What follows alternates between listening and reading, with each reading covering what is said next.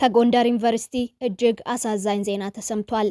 ሞት ለሰው ልጅ ሁሉ የማይቀር ቢሆንም ብዙ በመስሪያ ለሀገር ለወገን በመትረፊያ በወጣትነት ጊዜ ሲሆን ግን እጅግ ልብ ይሰብራል።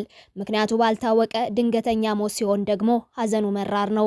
ሁለቱ ዶክተሮች ላይ የደረሰው እንዲህ ነው። ፍቅረኛሞች የሆኑ ነገን በብዙ ተስፋና እቅድ ውስጥ የሚጠብቁት ዶክተሮች በቀናት ልዩነት ህይወታቸው ማለፉ ተሰምቷል። እጅግ በሚያስገርም ሁኔታ በቀናት ልዩነት ተጠራርተው ወደ ሞት የተጓዙት ፍቅረኛሞች ጉዳይ አሳዛኝና አስገራሚ ሆኗል።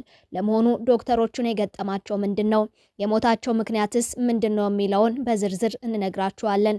ሰላም በያላችሁበት ለእናንተ ይሁን ውድ የሰርክቲው ቤተሰቦች። ሰርክቲው ወቅታዊ መረጃዎችን ወደ እናንተ የሚያደርስ ቻናል ነው። በዛሬው መሰናዶ ፍቅር እስከ መቃብር ስላስባለው የዶክተሮቹ ተከታታይ ህልፈት እንነግራችኋለን።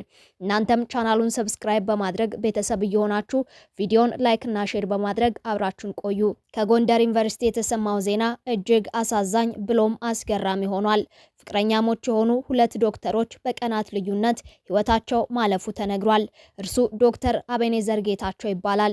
ውልደትና እድገቱ ባሌ ጊኒር ተብሎ በሚጠራው አካባቢ ነው። እስከ 12ኛ ክፍልም የተማረው በዛው አካባቢ ሲሆን የህይወቱን የመጨረሻ ሰዓታት ያሳለፈው በጎንደር ዩኒቨርሲቲ ነው።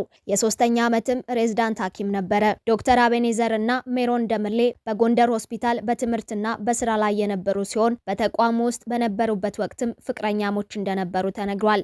የሚያውቋቸው ሁሉ የነበራቸውን መቀራረብና መዋደድ ደስ የሚል እንደነበር ይናገራሉ። ነገር ግን ዶክተር ሜሮን ባጋጠማት የማይድን ህመም ምክንያት በተደጋጋሚ ጊዜ ለዶክተር አቤኔዘር የራሱን ህይወት እንዲኖርና ህይወቱን እንዲያስተካክል በተደጋጋሚ ስትነግረው እንደነበረ ጓደኞቹ ይናገራሉ። ዶክተር ሜሮን ለረጅም ጊዜ በሕክምና ብትረዳም ህመሙ ለውጥ ሊያመጣ አለመቻሉ ቢታወቅም በርከት ላሉ ቀናት ሆስፒታል ውስጥ ገብታ ተኝቶ መታከም ሲደረግላት ቢቆይም ለውጥ ሊያመጣ አልቻለም። ዶክተር ሜሮን ከ3 ዓመት በላይ የቆየ ህመም ነበረባት። አዲስ አበባና የተለያዩ ሆስፒታሎችና ጎንደር ሆስፒታልም ስትታከም ቆይታ ታህሳስ 3 ቀን 2018 ዓ.ም እንድትተኛ ይደረጋል። ዶክተር አቤኔዘርም በሆስፒታል ውስጥ ሲከታተላትና ሲያክማት የቆየ ሲሆን ምሳ ከውጭ አምጥቶ ቀን ከተኛችበት አንስቶ አብልቷትም ነበር። እገዛ በሚያደርግላት ወቅትም የራሱን ህይወት እንዲመራና እንደማትድን ስትነግረው እንደነበረ ጓደኞቻቸው ይገልጻሉ።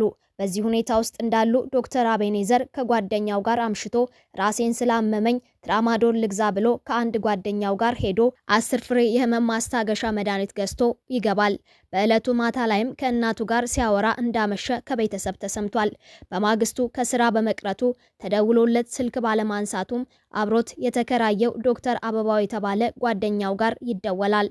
ጓደኛውም ቤቱ ሄዶ ክፍሉን ሲያንኳኳ አልከፍት በማለቱ በሩን ከፍቶ ሲገባ ተሸፋፍኖ ተኝቶ ይመለከተዋል። ሲጣራ አቤት ስላላለውም ትከሻውን እየነካ ለመቀስቀስ ሞከረ።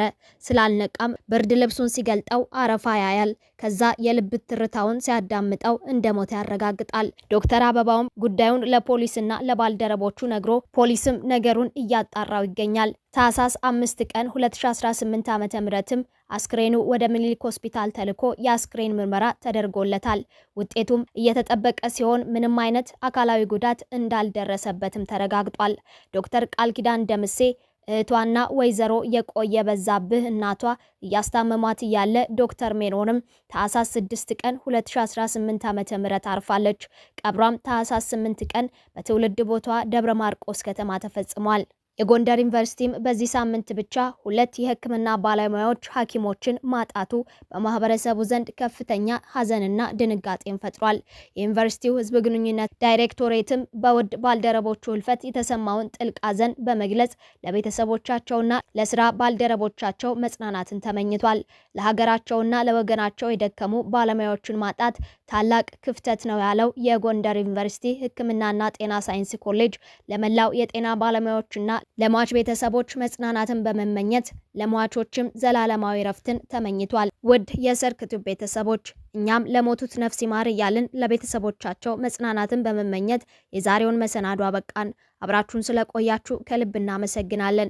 ዳግም በሌሎች ወቅታዊ መሰናዶች እስክንገናኝ በያላችሁበት ሰላም